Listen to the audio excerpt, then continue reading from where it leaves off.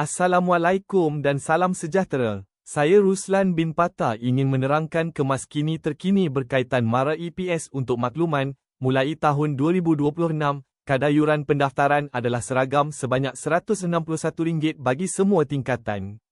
Sekiranya anda mempunyai tunggakan yuran tahun sebelumnya, sila pilih tunggakan pendaftaran dan masukkan jumlah tunggakan yang tepat. Pastikan anda merujuk aplikasi SIP bagi mengetahui jumlah sebenar tunggakan yuran yang masih belum dijelaskan. Perlu diingatkan, pembayaran tidak boleh dibuat secara sekaligus. Setiap bayaran hendaklah dibuat satu persatu mengikut tingkatan dan mengikut jumlah yang telah ditetapkan. Kepada ibu bapa atau penjaga yang telah membuat bayaran yuran sesi 2026 sebanyak RM111, anda perlu menambah bayaran sebanyak RM50 untuk mencukupkan jumlah yuran pendaftaran bagi sesi 2026. Seterusnya, proses pembayaran dibuat secara dalam talian.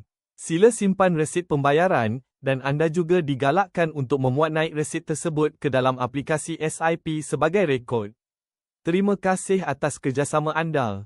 Sekiranya terdapat sebarang pertanyaan, sila hubungi 089 911 770. Terima kasih.